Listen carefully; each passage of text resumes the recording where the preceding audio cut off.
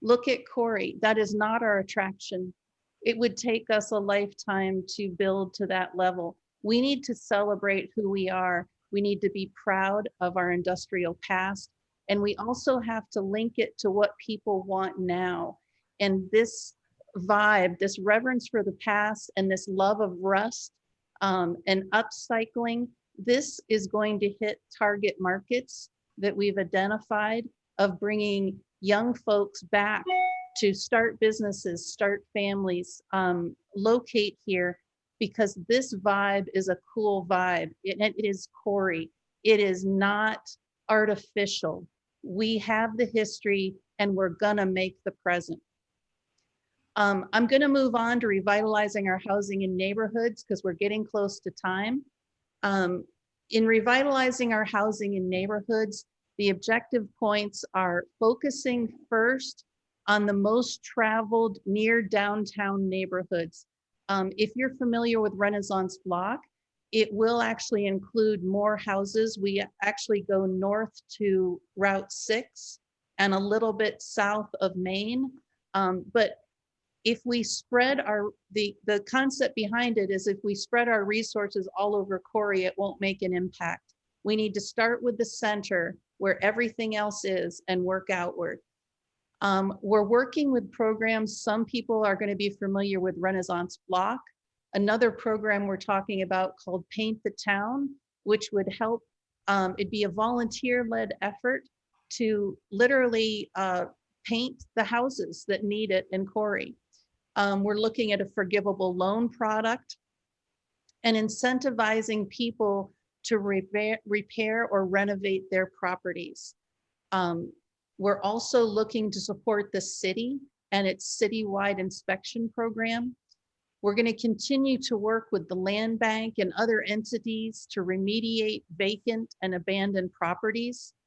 And we're going to develop incentives to attract people to live and work in Corey. Some initial concepts from that group are Bring Our Kids Home package that would incentivize people who've lived in Corey and are now ready to settle in and make a business and make a life back to Corey. Also looking at working with CNI and potentially creating an acquisition and disposition fund. And what that means is when there's a property that's kind of fallen through the holes and no one's taking care of it, to find a way to acquire it and repurpose it for a higher use. Our champions from this group, all of them tonight, they have competing obligations. So I spoke with Christy Elchinsky, one of our champions, to share a story she had told. And for this, I'm gonna set it up by saying Charles Buki is a very outspoken man and the leader of our planning group. When they came in, this is Christy's response to the challenges he laid down to our champions. When Impact Corey contacted Charles Buki, I was hesitant. I thought, here we go again, fronting money to an organization that's going to tell us what we need to do and not do in Corey to grow and prosper. Then we get the report and it'll sit on a shelf getting dusty for the next 5 years. But unlike other reports, Buki's ideas excited me. It made me see what Corey could look like and be like if we carried out our vision. It almost seemed too good to be true. So I asked for a meeting with Charles Buki. I told him I love this community and wanted to see more retirees stay here, families that want to move here, and young people that want to come back to Corey after finishing college be invited to. I asked him not to, this is Christy, I asked him not to BS me. I asked him if this was just a business for him or if he had a passion for what he did. He convinced me he had a passion for the work. He told me how his mom led a similar crusade in the hometown he grew up in. And he also shared how you can be successful and how you can change the trajectory of a small town like Corey. He was straightforward on how much work it will take. He convinced me that if it's to be a success, we have to buy in and our community has to buy in. With everything that's going on in our country, I am even more convinced I want to work, live, and play in Corey, and that, work, live, and play in the Corey that this plan gives us a peek of. So any questions or Tina Freeman, thank you for the little clapping hands. Okay, seeing none, and since we're tight on time, I'm going to move on to improving our green spaces. The goals of this group would be to complete the trail gaps in the Erie to Pittsburgh Trail between the Green Junction Trailhead behind Tim Hortons and Spartansburg, eventually Spartansburg. It's going to take a while. This is a 10-year plan. Connecting the parks and green spaces of Corey with trails. Working to create a perimeter of streets with beautiful sidewalks, shade trees, interactive art, and wayfinding. And support improvements in local parks and recreation areas. We have a few people from this group.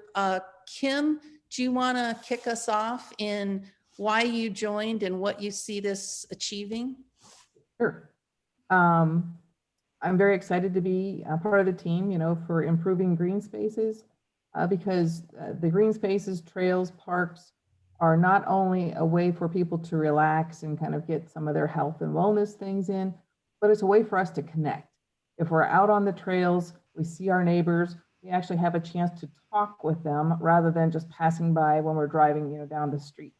I think a good example of that, as part of the team, looking at some of the trail locations, most of the team went out and scouted a trail location around the golf course. And as I said, I grew up here. I'm not a golfer. I have never been on the golf course, and it was beautiful. It was absolutely beautiful. So if there's a trail that's available to people, then they can actually see more of what the city actually has to offer. I think, everything that we're doing will tie in with the Blue Zone activities, which there's so much work and so much benefit that can be, gained, from that. But one of the things that I think is really key is, in addition to just building trails, for health and exercise and fresh air, which we all need in these current times, they're going to connect us to our downtown. They're going to connect us to where we live. So again, it's just another form of connectivity for all of the residents that are here today, but it's also a very interesting feature and almost required for a lot of the young people that we want to try to get to come back, or any other residents. People are looking to see what type of infrastructure do you have, and where people have trails, the community is viewed as being more prosperous. The home values along those trails typically are better. Hopefully it will help bring more people back into the city and help with the city budget. And I think the more that we enhance the reputation of the city, it will help attract both people who want to live here as well as people who want to come and visit for some of the festivals and things that we just talked about for the city center. And as I think Dave or Bill mentioned, we're the trail, we want to go through the Rail and Trail Park, but that will also be part of the Erie to Pittsburgh Trail. And when we get that linkage all complete, that could actually help be a big economic boom for Corey as well. And I would love to have other people join in as well. Ashley, I saw you were on here. Do you want to say anything? You're on this committee too. I am on here and I'd love to talk about this committee. I think for me, being part of Blue Zones is certainly what drew me to this committee. But I think when you think about Corey, the trails that are already there are such a natural asset that really need drawn more to the front. And it consistently amazes me whenever I well, for example, Shannon and I would post some Facebook lives from the trails over the summer, and we would get so many comments about people not realizing those trails existed in Corey. And these were people from Corey. And so through expanding those and advertising them, you know, certainly drawing the importance of our natural resources and something that makes Corey very unique, but also something that is highly sought after. As I've traveled and learned in, you know, my line of work, trails and access to the outdoors and the natural environment are quickly becoming high priority for individuals who are looking to move to a new location or work remotely. And so I think they play such a role in economic development, even outside of the potential for tourism, but also as a means to get people to relocate to where we are. And I also, you guys hit all the points on this, but it just is astounding what a difference it can make in a community to be connected in this way on foot. And it'll come back to me. It was really important, but apparently it's late. Anyone else? I know I had a request that the champion didn't want to speak. Chelsea, anything you want to throw in on this one, since you are a dual champion? Dual champion. I'm going to put that on my resume. Yeah, I mean, just echoing what they both said. I mean, especially if we're trying to reach a younger demographic who might be able to work from home too with the connectivity, which you're about to talk about. When I was working from home through COVID, the best thing for me were the trails. And I was out there every day, sometimes multiple times a day, able to see people and interact with nature. Like, nature for me is therapy. So I have to be on this group. And I remembered what it was. This group, the city has been incredibly, incredibly helpful. They own a lot of property that will connect our assets, and they'll stay in their ownership, but we're trying to apply for money to advance these trails. But there is so much to do in this group, from deciding what travels when on what trails to what the amenities are and what's the wayfinding like. And also this group will probably help, well, they are helping with the downtown rail and trail park, with the Mead Park improvements, with anything that we decide to do with the golf course. This group will come in and help because they're going to become champions of green spaces. Even the country club, we're gonna look for ways to do this. And I heard from another champion on the call that she would speak up. Sarah Jukes.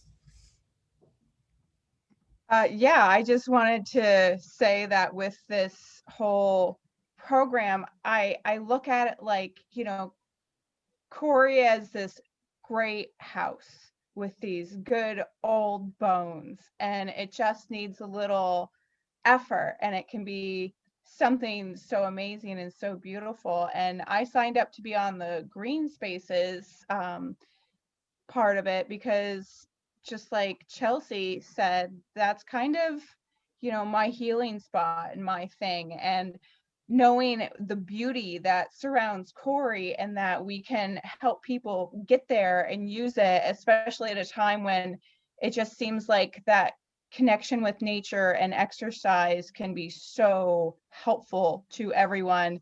It's just, you know, one of the things that I wanted to help move forward. Awesome. Thank you. And I know we're 4 minutes over. I'll try to wrap up quickly on connectivity. The last item in our last priority is called ramping up our connectivity. The first phase of this would be a free mobile hotspot in downtown Warren. We actually got out ahead of ourselves in that all of a sudden Erie County had money and it had to be spent on technology. It couldn't be spent, like, yes, it would have been great to spend it on roads, but it was for technology. We applied and received the funds to put in a free mobile hotspot in downtown Corey. And the company who did it actually donated 2 years of the service to Corey. And the thing that's great about this, whether you use a free mobile hotspot or not, why this is so important is now we have a wireless provider in Corey. Up until now, we've had cable and we've had satellite dish, I guess, and a little bit of fiber that really served large scale business. This wireless provider is a game changer for Corey, not just for the services it can provide to local folks, but this is a starting point. I'm going to jump to phase 3 of this, of connectivity, because it's really exciting, which is that we would have high-speed connectivity throughout the entire school district. Currently, there's about 45% of our students that cannot use online learning because of access, affordability, or quality of internet. This company coming here will help us spread out through the school district, which is a land speed change for Corey, as well as the future is limited for copper cable. It is limited. So we're looking to that. The second phase, I'm going to go back now one, is universal fiber access throughout the city of Corey. Right now, Zito invested some years back and has a fiber loop in Corey, and they supply a lot of industries that need a stable ISP. I barely understand what I'm talking about here, so I'll stop that nonsense. But they are looking for services that start around $1,000 a month. That's not, and they're not, that's what they're interested in providing. That's what they've invested here for. And we are grateful for them because they keep our industries here. They're part of that ecosystem. However, we needed something that stores downtown won't have credit card machines crap out on them or sit there watching a spinning ball of death when they're trying to do their accounting online. Universal fiber throughout Corey, it's a game changer. Your internet lives will not be the same. And we're doing this in a style that we're looking at a co-op provider model, which means we can provide the services at lower costs, have more control over where it goes. It's going to be a huge change for folks. And then lastly, the goal is universal high speed throughout the school district. That right now, we'll be doing a video somewhat like this soon where we're asking for people's input. We're trying to get all connectivities throughout the school district, all issues, so we can literally make a map of where the problems are. And we have a bunch of IT consultants who are volunteering and looking at existing internet and topography maps and where our problems are. They're going to develop a system that can cover our entire school district. So telemedicine can work, students can go online. You can watch any movie you want, anytime you want. It's really going to be different for Corey. And the thing that I think that a lot of people that gets overlooked in this is Corey grew up because rail lines were the height of connectivity at that time. And that's why Corey boomed. But we're kind of away from the center of commerce now. We're still surviving. We're finding a way to do it. But bringing the fastest means of how business is transacted today through the heart of Corey is going to reconnect us with that fertile base of sales and economy. So this, obviously, I'm a little passionate about this one. Sorry about that. And I was hoping, Garrett, one of our champions with this group, he's hosting the Arts Council meeting tonight, and apparently it's going long. I was hoping he would speak because he's even a bigger geek about it than I am. But anyway, that's the 5. So questions, comments about any of them, and we'll get this wrapped up so you can have home lives. To your comments about connectivity, amen.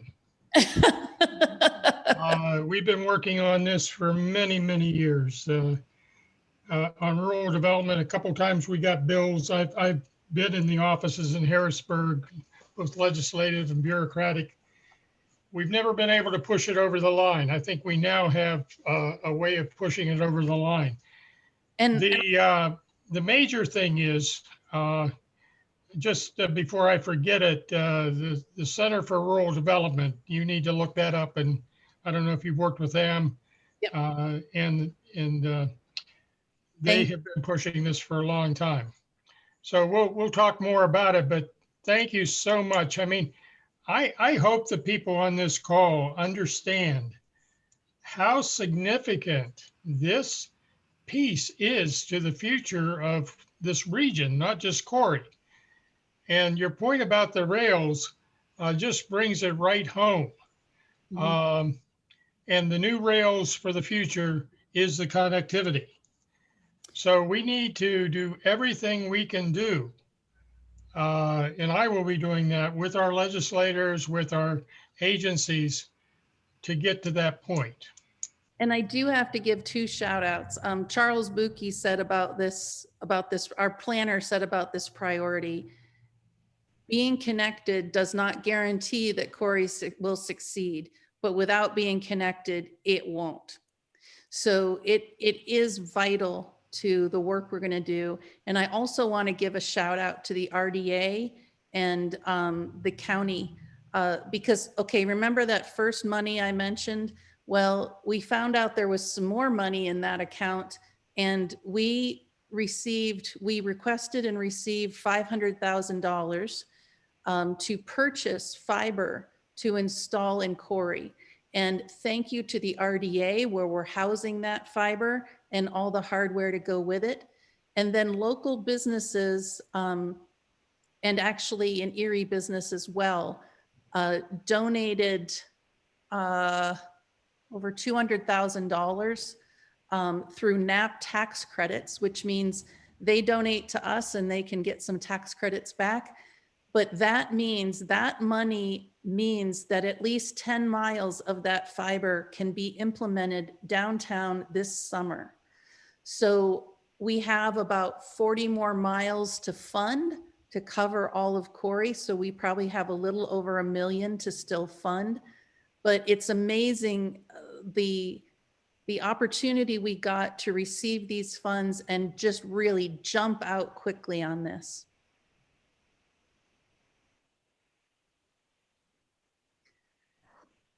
Any questions, any volunteers, anything? I know we've said a lot and shared a lot, and I want to thank everyone who did. Chuck, yes. What's the perimeter, the basic outlying 4-direction perimeter of the downtown installation part of that fiber? The downtown installation will be the city limits. That's what's drawn.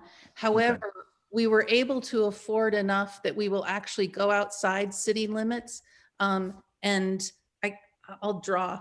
So here's the city. It will go out in spokes outside the city to support further development for the school district phase.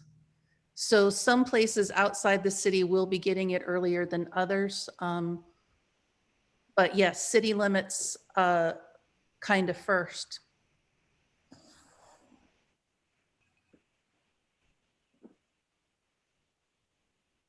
Okay. Well, thank you, everyone.